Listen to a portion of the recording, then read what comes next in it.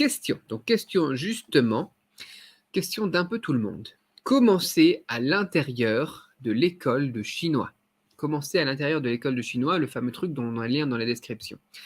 On va avoir plein de choses. Pourquoi est-ce qu'on appelle ça l'école de chinois? Parce qu'il y aura plein de cours différents, plein de thématiques différentes autour de l'apprentissage du chinois. Un petit peu comme si vous alliez à l'université en Chine pour apprendre le chinois. Vous aurez des cours de compréhension orale, des cours d'écriture, des cours d'expression orale, des cours de dictée, des cours de etc. etc. Plein de matières qu'on va aller approfondir. C'est pas la même chose que les cours en école pour apprendre le chinois, par exemple en France, dans les universités, etc.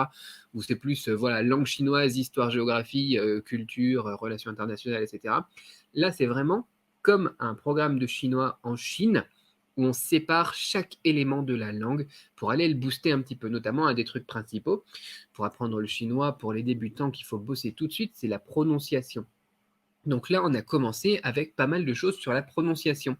Et donc, je vais vous partager un petit peu tout simplement un exemple. J'ai fait un truc super, j'ai uploadé une petite vidéo sur le truc de streaming et vous allez pouvoir voir ça.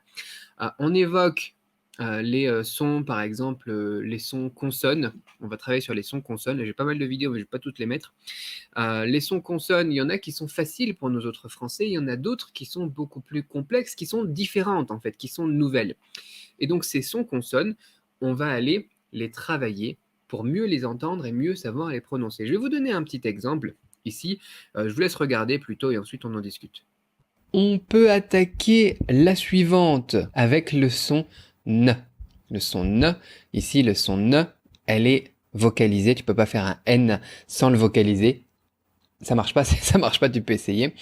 C'est un son donc qu'on appelle, qu'on est au niveau des alvéoles, je crois que ça s'appelle, ici derrière, juste derrière les dents.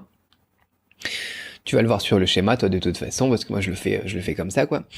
Et c'est nasal. C'est comme le M. C'est très proche, le M et le N, de toute façon. M, N. C'est la position après, tout simplement, de la langue qui va se positionner en haut du palais, tout au bout, juste derrière les dents. Et tu fais un son N. Na, ne, ni, no, nu. Et donc, en chinois, pareil. Na, ni, nu, na. Plutôt simple, encore une fois, c'est un son qui existe déjà en français, donc il ne va pas nous poser de problème. Donc voilà, ça c'est un des exemples que l'on a dans l'école donc de chinois. Dans la section juste expression, compréhension orale, dans la section prononciation et dans la section consonne, sous-section les sons faciles, les consonnes faciles. Parce qu'on a voilà, des consonnes qui sont faciles parce que c'est exactement, en fait, presque exactement les mêmes qu'en français. On en a d'autres qui sont un peu plus subtiles, mais relativement simples d'accès pour un francophone. Et ensuite, on en a d'autres qui sont nouvelles. Donc, comme vous voyez, j'utilise des termes qu'on évoque aussi en début de cette section. Des choses qui sont vocalisées ou pas, des choses comment positionner sa langue dans la bouche, etc. pour refaire exactement le son. On ne peut pas, en fait, ne pas réussir à reproduire un son si on utilise ce genre d'outils, en plus, bien évidemment, des autres. Il y a aussi des audios, des exercices de prononciation où vous devez aussi passer à l'action, etc. Ça, c'est juste un extrait. Et pour ne pas donc vous donner juste un petit morceau, ça c'est la vidéo 3 de cette sous-section. Je vais vous mettre la 23 par exemple, pour que vous puissiez voir un petit peu après aussi des sons qui sont des sons qui n'existent pas en français, tout simplement. Donc, comment les entendre? Ça, c'est une autre section. Comment savoir les prononcer? Comment positionner sa langue? Qu'est-ce que c'est? Je vais vous donner tout ça. Regardez donc ce petit extrait. Le dernier son, eh bien, c'est tout simplement le même que l'on a vu au final, c'est-à-dire comme le son SH en anglais, mais en rétroflexe, qu'on a vu dans les deux sons consonnes précédents. Comme tout à l'heure avec le groupe de 3 où on était sur JQX, eh bien, le troisième, au final, il était déjà dans les deux premiers. On a la même chose encore une fois ici, quelque chose qui n'est pas vocalisé, qui est rétroflexe, la même position de la langue, sauf que là, cette fois-ci, on laisse tout simplement sortir l'air. Encore une fois, on n'est pas sur le de l'anglais, shut up, tu vois. On est plus sur la langue plus en arrière, plus collée au palais, et plus rétroflexe tout simplement, plus en arrière collée au palais. Bah, je me répète, mais j'insiste là-dessus. On peut pas juste le faire comme le SH anglais, il faut la faire en rétroflexe. Shuai, shuai, shang wu, zao shang, wo shi法国人. Ouais, ça marche. Et on entend encore une fois, là aussi, pareil, vous pouvez vous repasser aussi ces différents audios, mais au niveau du Guo, le pays, on est très proche du K quand même, c'est pas un G. Ben bon, vous avez l'habitude maintenant, vous avez maîtrisé ça, je pense déjà, dans les initiales faciles. Voilà, ça c'est ce qu'on a, par exemple, dans l'école de chinois. Au final, à la question qu'est-ce que c'est commencer à l'intérieur de l'école de chinois, c'est comme ça, c'est plein de choses qu'on ne trouve quasiment jamais ailleurs quand on veut aller apprendre la langue chinoise. Plein de choses qui sont basées sur l'efficacité, sur l'efficience, sur les méthodes naturelles aussi. C'est ce qu'on fait aussi avec un enfant. Un enfant, par exemple, qui n'arrive pas à faire un bon son, on le fait travailler à la maison, on lui dit il faut faire comme ça, ta bouche prend telle position, etc. On le fait nous-mêmes à la maison avec les enfants. Et si jamais il y a un souci, qu'est-ce qu'on fait? On fait un appel à l'orthophoniste justement pour aller bosser sur le positionnement de la bouche ou sur l'écoute, sur l'oreille, ce genre de choses, pour aller voir un petit peu là où ça bloque et ce qu'on peut faire pour améliorer la chose au niveau bien, de la prononciation de l'enfant. Eh bien, c'est exactement la même chose que l'on fait.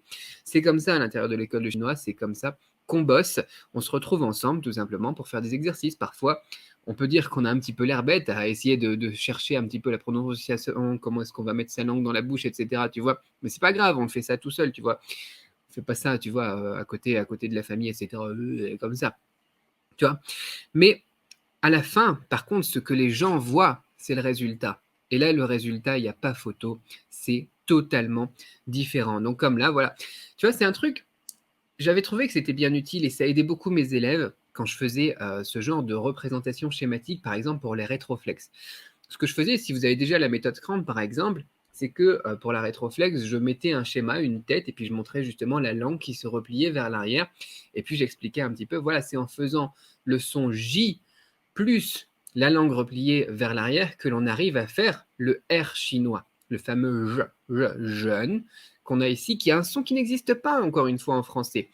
Et je m'étais dit, ça marche bien, on peut aller beaucoup plus loin. Et ben, je suis allé beaucoup plus loin avec le genre de choses que vous pouvez retrouver dans l'école de chinois.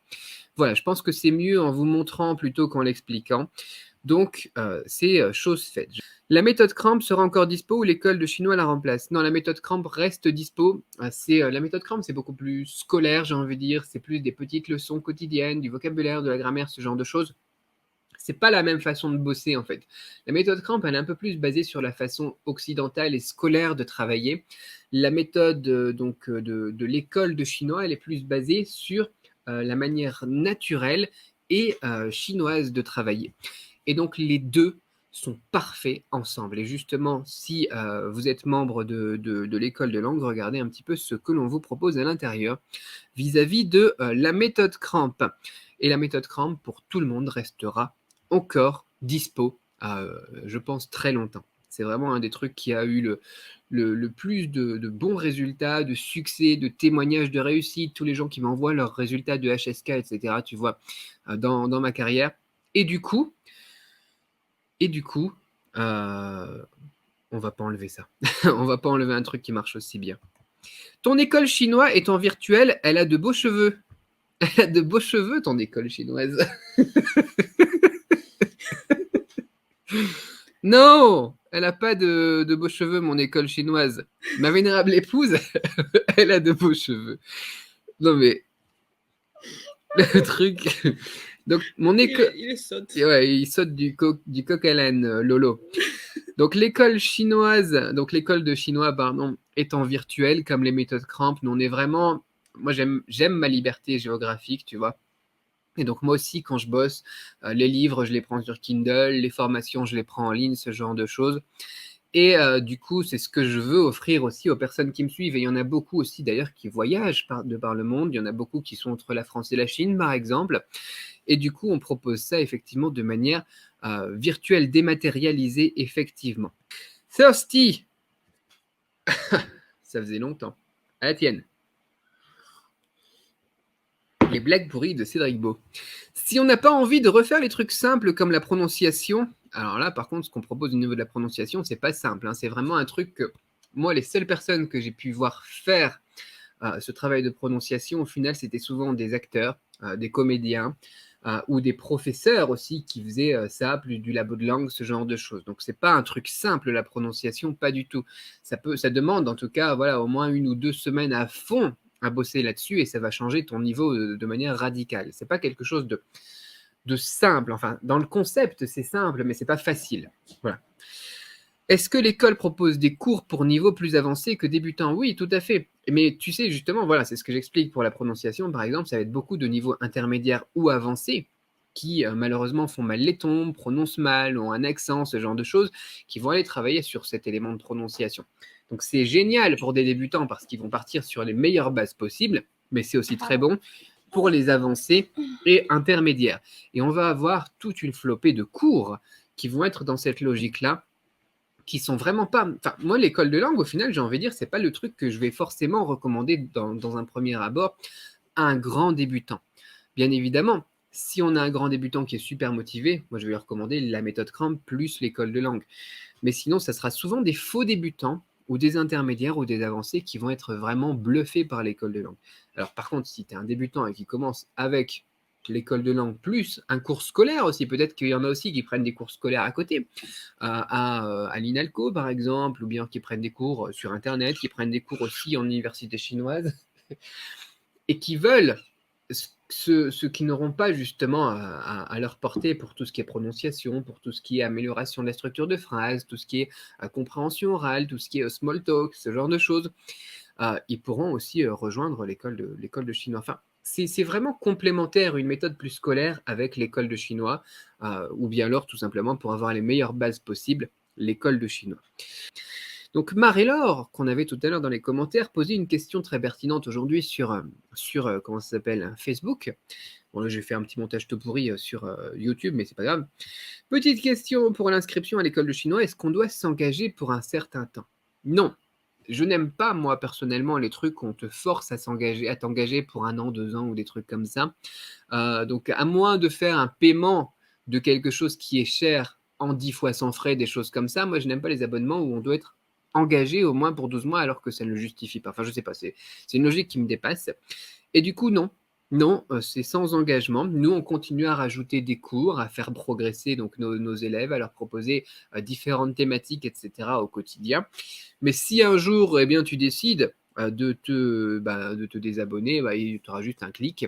Et puis, l'affaire sera faite, le tour sera joué, comme on dit. Alors, voilà, c'était une petite question, mais rapide, mais importante. Importante tout de même. Roger, pour l'école de langue, le prof, l'interlocuteur, c'est toi ou ta femme ou l'un de tes assistants? C'est beaucoup de monde. C'est-à-dire que beaucoup de choses qui ont besoin d'être enseignées par un Français à des Français pour comprendre, parce que moi je comprends par exemple les problématiques des Français, que pas mal de professeurs de chinois, de nationalité chinoise ne comprennent pas. C'est logique, ils ne sont pas passés par là, ils ne peuvent pas avoir vécu nos problèmes. C'est moi qui l'enseigne.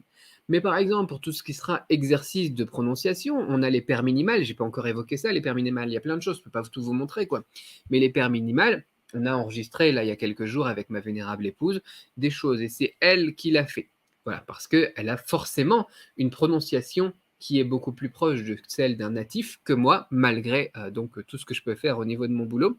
Et tout, voilà, tout ce qu'on peut me dire, voilà, quand les gens me téléphonent, etc., ils pensent que je suis chinois, c'est bien. Mais je pense qu'il y a toujours une légère différence de fréquence, par exemple, et du coup, eh bien, ce sera ma vénérable épouse ou d'autres personnes que l'on fait intervenir, notamment aussi pour pas mal d'exercices. J'aime bien faire varier aussi les intervenants. Pourquoi? Parce que sinon, on s'habitue à une voix, on s'habitue à un accent, on s'habitue à une voix féminine, masculine, on s'habitue à une voix aiguë ou grave, ou on s'habitue à un accent du sud ou du nord. Et ça, c'est mauvais du coup, parce que sinon, le jour où, moi j'ai vu souvent le cas, hein, des élèves qui avaient, en France aussi, voilà, c'est ça. Tu arrives et tu changes de prof, un qui avait un accent parisien, tu passes un accent marseillais, perpignan ou n'importe quoi, tu comprends plus rien. Et nous, on veut pas ça pour nos élèves. On veut des élèves qui comprennent le chinois, mais qui comprennent du coup le chinois comme des Chinois. Un Chinois ici en Chine, il est mis en face de plein de gens d'origines différentes, avec des accents différents, avec des façons de parler différentes, etc. Et du coup, nous, on reproduit ça aussi dans l'école de langue. C'est quelque chose qui me tenait vraiment à cœur. Et du coup, eh bien, c'est ce que l'on met en place. Roger, mon prof de cantonais me conseille d'apprendre aussi le quoi? Sumeru. Sumeru. C'est d'ailleurs le langage plus soutenu. J'apprends les caractères tradis. Donc du langage. Maintenant, c'est intéressant de travailler du langage plus soutenu, des caractères traditionnels, des choses comme ça aussi. C'est très pertinent. C'est très pertinent. J'apprends les caractères traditionnels, donc vous enseignez, je suppose, que les caractères simplifiés. Pas du tout. Dans la méthode Cramp, par exemple, il y a quelque chose qui aide beaucoup à retenir les caractères, c'est le fait de travailler sur l'étymologie. Le passage du dessin jusqu'au caractère donc traditionnel, jusqu'au caractère ensuite simplifié. La version qui a été donc caréifiée dans les années 2000, il y a 2000 ans donc, sous Qin Shi Huang. Voilà. Et ensuite la version qui a été simplifiée dans les années 70. Pourquoi? Parce que du coup, c'est beaucoup plus facile de mémoriser, par exemple, le caractère du cheval, tu vois, où tu vois bien ses quatre pattes, et ensuite son évolution où ça se transforme en trait, que si tu apprends tout simplement un caractère, et puis on te le donne, le caractère simplifié, qui au final ressemble plus trop à grand-chose, et on dit, tiens, apprends-le par cœur. Le cerveau, pour lui, ce sera plus facile de travailler avec l'étymologie. Donc c'est quelque chose qu'on utilise beaucoup dans les méthodes Cramp. Et donc, beaucoup de mes élèves de la méthode Cramp, et des autres formations aussi, ont une bonne base aussi en caractère traditionnel. Après, j'ai donné d'autres astuces aussi très régulièrement sur ma chaîne, sur le passage de l'un à l'autre. Il y a beaucoup de clés au final qui sont... Non, il y a beaucoup de clés au final qui sont toujours les mêmes. Tu changes juste la clé du traditionnel vers le simplifié et tu retrouves le caractère. Et il y a aussi beaucoup de caractères dont les composantes, au final, par la fréquence, tu travailles avec la fréquence, encore une fois, c'est la logique que j'utilise tout le temps, qui te permettront d'apprendre très rapidement aussi le passage de l'un à l'autre. Roger, dans le programme de l'école de langue, est-ce que la méthode est concentrée sur les bases importantes ou tu nous donnes rapidement l'utilisation des expressions les plus utilisées dans la vie courante? Mon niveau mandarin est faux intermédiaire. Je voudrais bien commencer à parler plus mandarin à la maison avec ma femme chinoise devant notre fille. On en avait déjà discuté en privé. Dans le programme de l'école de langue, on a énormément de choses. Il n'y a pas que les bases. On va traiter de plein de thématiques. Et du coup, le cours sur des expressions qui soient de la vie courante, comme on a mis dans la méthode Cramp aussi, tu vois, c'est pour ça que les deux ensemble sont intéressants aussi. Où on avait parlé des Chengyu aussi, des choses comme ça, tu vois, des maximes, des expressions, des citations, ce genre de choses aussi. Ce sont tout des choses que nous, on a envie d'enseigner à nos élèves et que l'on rajoute dans nos cours.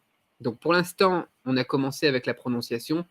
Après, c'est aussi en fonction des demandes de chacun. Tu vois, si la demande populaire, j'ai envie de dire, s'oriente vraiment sur les expressions les plus utilisées dans la vie courante, on va orienter ça là-dessus. C'est ça l'avantage d'avoir une école comme ça et d'avoir des cours que l'on découpe en petits modules, en sous-sections, en sous-sous-sections, en sous-sous-sous-sections, que l'on peut après éditer facilement aussi. Ça nous donne cette facilité pour interagir avec vous et vous proposer les contenus les plus adaptés. Donc si c'est quelque chose qui t'intéresse, tu nous diras. Et puis nous, on s'adapte.